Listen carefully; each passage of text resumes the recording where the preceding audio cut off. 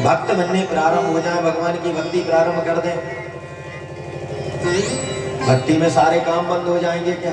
ना, यही बात लोगों को समझ नहीं आती है। लोगों को लगा करता शायद हम भक्ति करेंगे।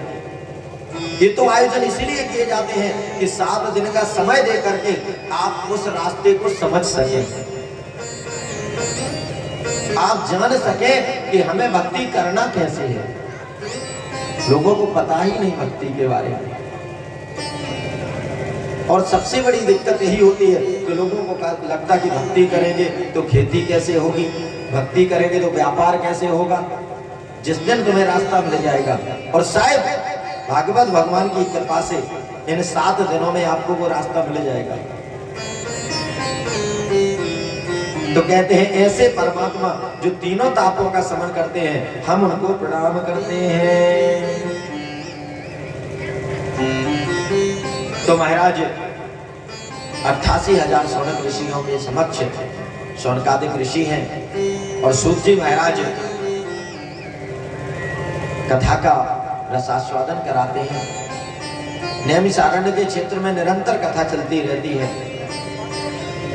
शौनक जी मुख्य श्रोता हैं जो उम्र में बड़े हैं, बड़े होने के बावजूद भी ऐसे कुशल और अनभिज्ञ श्रोता बन के बैठते जैसे कुछ नहीं जानते। और एक कथा का नियम है, जब हम ज्ञानवान होकर के बैठते हैं, कथा को सुनते हैं, तो कितनी भी ज्ञान की अमृत धारा क्यों न बरसे, हमारे कर्णों से हृदय तक नहीं जाएगी। यदि हमारे मन में भाव आ गया कि अरे व्यासपीठ पर बैठा हुआ तो हमारा अनुज है, हमसे छोटा है उम्र में, इससे ज्यादा तो हम ही जानते हैं, हमारा अनुभव ज्यादा है, तो कितनी भी ज्ञान की बात निकले व्यासपीठ से, वो हृदय तक नहीं जा पाएगी।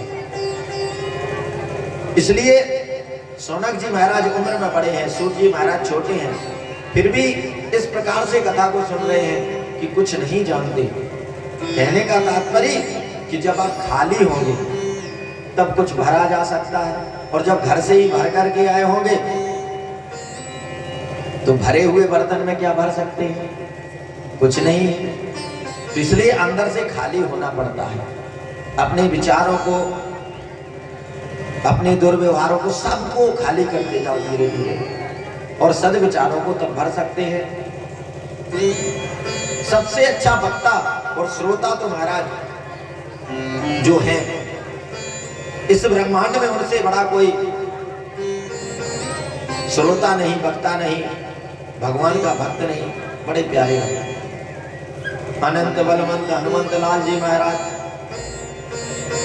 वक्ता तो ये तो लोगों ने सुना, कहते हैं महाराज कि श्रोता तो सुना है, हनुमान जी जहां कथा होती है वहां विराजमान हो जाते हैं, लेकिन ये बात आपने कह दी है कि वो वक्ता भी हैं, कि कथा सुनाते हैं। कब सुनाते हैं हनुमान जी कथा?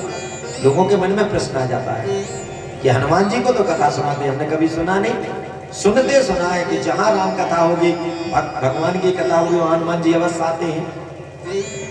हनुमान जी सुनाते भी हैं जहां आवश्यकता पड़ती है, और उन्होंने संदेश दिया है कि जब जीवन में गंभीर संकट आ जाए, जब जीवन में तुम्हारे दुख कष्ट हो, चिंताएं हो, परेशानियां हो, उस समय भगवान की कथा सुनना शुरू कर दो, सारे दुख कष्ट दूर हो जाते हैं। और उसका प्रमाण है, जैसे यहाँ लोगों की शिकायत आई, महाराज इस वर्ष मूंगफली नहीं हुई, इसीलिए तो जरूरी है कथा।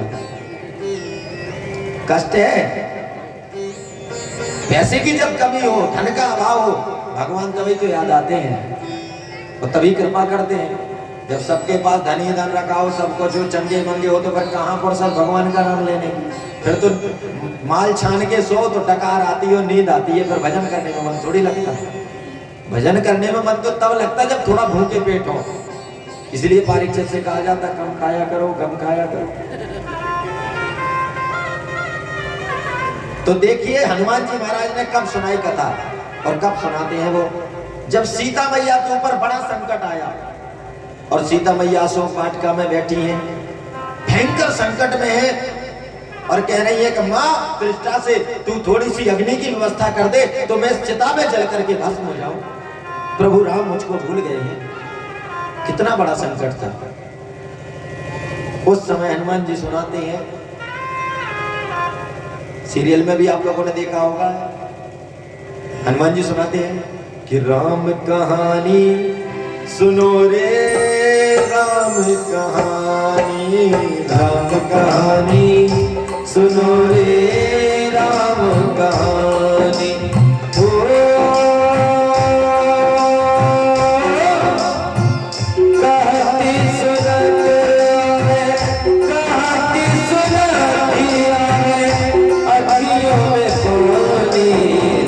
कहानी सुनो रे राम कहानी, राम कहानी सुनो रे राम कहानी।